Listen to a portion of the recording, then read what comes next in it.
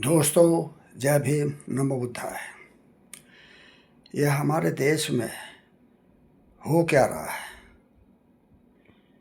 ऐसा लगता है कि लोगों में अराजकता या फ्रस्ट्रेशन इतना ज़्यादा बढ़ गया है कि सुप्रीम कोर्ट तक में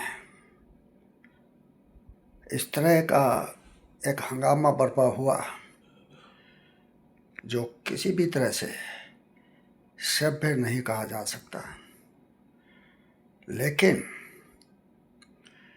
वहाँ जो हुआ उसके लिए उस व्यक्ति को भी दोषी नहीं ठहराया जा सकता जिसने ये किया, हालांकि उसने कुछ अपशब्द इस्तेमाल करे हमारे सीजीआई सूर्यकांत के बारे में। लेकिन एक कहावत है कि जैसा बोया वैसा ही काटा जाएगा। बोया पेड़ बबूल का तो आम कहाँ से खाए। तो ये सूर्यकांत जी को भी सोचना है कि भाई, जब वो देश के स्टूडेंट्स को जो इस बात से हताश हैं कि वो साल साल भर तैयारी करते हैं परीक्षा की, और जब परीक्षा देने जाते हैं तो पता चलता है कि वो तो पेपर लीक हो गया या कुछ ये हो गया वो हो गया, और इस हताशा में हमारे देश के लगभग 23 स्टूडेंट्स ने अपनी जान गंवा दी। लेकिन इसके लिए सरकार के ऊपर तो कोई असर हो ही नहीं रहा है। अब हमारे सीजीआई सूर्यकांत कहते हैं कि ये तो पैरासाइट्स हैं, ये तो कॉकरोच है।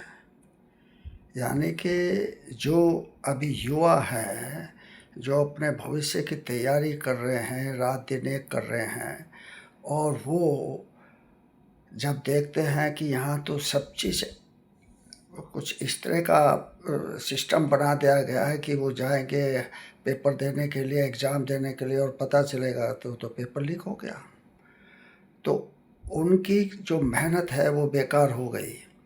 उस युवा की मेहनत बेकार हो गई जो सपने देखता है कुछ बेहतर भविष्य के, और उस के प्रति सरकार तो खैर पल्ला झाड़े हुए है। सरकार तो कुछ ना तो सोच रही ना समझ रही है। लगभग 18 दिन हो गए हैं जंतर मंतर पर धरना देते हुए स्टूडेंट्स को, जिन्हें कॉकरोच कहा गया। और हमारे देश के एक ऐसे इंजीनियर जो देश हित की बात करते हैं, जिन्होंने हमारी फ़ौज के लिए बहुत सी चीज़ें ईजाद करके दी हैं जो उनके बेहतरी के लिए, और वो भूख हड़ताल पर हैं। 13 दिन हो गए, लेकिन सरकार अभी भी सोई हुई है। तो सरकार सोई हुई ठीक है, अगर जो पढ़े लिखे युवा हैं, जो किसी तरह से एग्ज़ाम दे चुके हो चुका, उनको डिग्रियाँ मिल चुकी है, और वो बेरोज़गार हैं, वो बेरोज़गारी में हताश हैं, तो हमारे सीजीआई सूर्यकांत कहते हैं कि ये तो पैरासाइट है, ये तो कॉकरोच है। तो फिर अगर कॉकरोच है तो फिर उनसे आप किसी सभ्य, उसकी तो कॉकरोच तो गंदगी में पैदा होता है ना, तो गंदगी ही चारों तरफ होगी, और जब गंदगी होगी तो गंदगी में गंदगी ही मिलेगी, खुशबू नहीं मिलेगी। तो भाई, कॉकरोच बना दिया हमारे सीजीआई ने देश के युवाओं को। अब ये देखिए कितनी बड़ी ये एक तरह का माहौल है कि सीजीआई बाद में सफाई देते हैं कि भाई, मैंने तो ऐसे लोगों के प्रति कहा जो बिना डिग्री के ही जो है वकालत कर रहे हैं। भाई, अगर आप इतना ज़्यादा इस चीज़ से व्यथित हैं कि भाई बिना डिग्री के ही हो रहा है, तो भाई बिना डिग्री के हमारे देश का प्रधानमंत्री कैसे शासन कर रहा है? नरेंद्र मोदी कैसे प्रधानमंत्री है? प्रधानमंत्री ने अपने एफिडेविट में चुनाव के लिए दिया है कि मैंने फला तारीख को हाई स्कूल किया, फला तारीख को मैंने जो है बीए किया, फला तारीख को मैंने एमए किया, तो जब वो खुद डिक्लेयर कर रहे हैं कि मैं एमए तक पढ़ा हूँ और जब उनकी डिग्रियाँ मांगी जाती है तो हाई कोर्ट कहता है कि भाई ये तो पर्सनल मैटर है, इसमें हम कुछ नहीं कह सकते। लेकिन ये पर्सनल मैटर कैसे हुआ?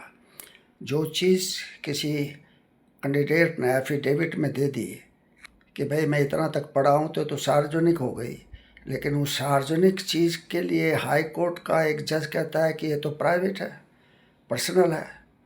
तो इस तरह का जब माहौल होगा तो इस तरह के माहौल में तो ऐसा ही होगा जैसे सुप्रीम कोर्ट में हुआ। इसके लिए सोचना पड़ेगा।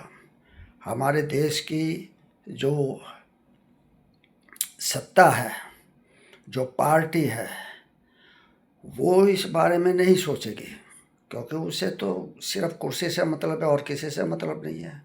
लेकिन जो सुप्रीम कोर्ट है, जिसके ऊपर ये दारोमदार है कि वो देश में संवैधानिक तरीके से शासन हो, कोई घपलेबाजी ना हो, कोई चीटिंग ना हो। और देखिए कि बंगाल में क्या हुआ, 25 लाख से ज़्यादा लोगों के वोटाधिकार ख़त्म कर दिए गए। इसमें आपके बिहार में भी ऐसा ही हुआ। और फिर इसके अलावा जब इतनी धांधलेबाजी परीक्षाओं में हो रही है और सुप्रीम कोर्ट मूक दर्शक बना हुआ है, देश के युवाओं का भविष्य दांव पर लगा है, देश के युवा हताश हैं, निराशा में, गहन निराशा में है, तो क्या सुप्रीम कोर्ट का ये दायित्व तो नहीं है कि वो देखे कि भाई ऐसा क्यों हो रहा है? वो क्यों नहीं सरकार से जवाब तलब करती? वो क्यों नहीं चुनाव आयोग से जवाब तलब करती कि भाई जो लोग पहले से वोटर देते आए हैं, वोट देते आए हैं, जो लगभग 50 साल से, 100 साल से या 80 साल से इस देश में है, आप उनका जो है वोट का अधिकार ख़त्म करते तो ये कैसे होगा? ये कैसे हुआ? क्या ये देखना सुप्रीम कोर्ट का काम नहीं है? हमारे सीजीआई जब जाते हैं विदेशों में, स्वीडन में गए तो वहाँ पर तो लेक्चर दे रहे हैं कि भाई जज को कैसे होना चाहिए, उसको इम्पार्शियल होना चाहिए, उसको किसी के प्रभाव में काम नहीं करना चाहिए। लेकिन यहाँ तो आप खुद ही प्रभाव में हैं, आप खुद ही क्या कहते हैं, जो कोई केस आपके पास आता है और वो सरकार के से उसमें प्रश्न पैदा होता है तो आप सरकार के पक्ष में फैसला देते हैं। ऐसा क्यों? क्या आपका दायित्व तो नहीं है? आप तो संविधान की शपथ लेकर के जो है जज बने हैं, आपने संविधान की पढ़ाई की है, आप सुप्रीम कोर्ट के जज हैं, आपको अब इतना अधिकार है कि आप राज्य सरकार नहीं बल्कि केंद्र सरकार को भी जो है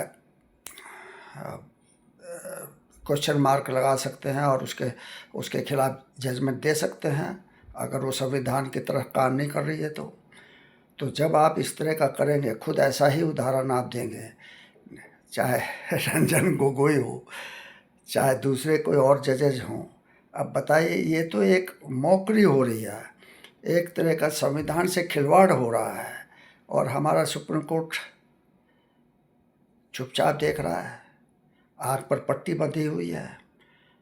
कानून अंधा होता है लेकिन जजेस तो अंधे नहीं होते। जजेस को दिमाग होता है या नहीं होता है? तो उनको क्या देश हित में कुछ नहीं देखना चाहिए? क्या उन्हें देश हित में कोई जो है नहीं चाहिए कि भाई हमारा देश किस अराजकता में जा रहा है, हम उसे रोकें? यह उनकी जिम्मेदारी है और अगर वो ये जिम्मेदारी नहीं निभाते हैं तो वो सुप्रीम कोर्ट के जज होने के काबिल नहीं है। उनको क्या कहते हैं, रिजाइन करना चाहिए। ऐसे लोगों को सुप्रीम कोर्ट में नहीं होना चाहिए, जो सत्ता की दलाली करते हैं, जो सत्ता की चापलूसी करते हैं, जो सत्ता के तलवे चाटते हैं। ऐसे लोग अगर जज होंगे तो क्या होगा? और जब ऐसे जज होंगे तो फिर वही होगा जो सुप्रीम कोर्ट में हुआ। समझ जाओ। देश को बर्बाद मत करो, देश को अराजकता में मत डालिए। सुप्रीम कोर्ट के जजेस, हाई कोर्ट के जजेस, आप न्याय करने के लिए हैं, न्यायाधीश हैं, तो न्याय करिए, अराजकता मत पैदा कीजिए। जय भीम, नमो बुद्धाय।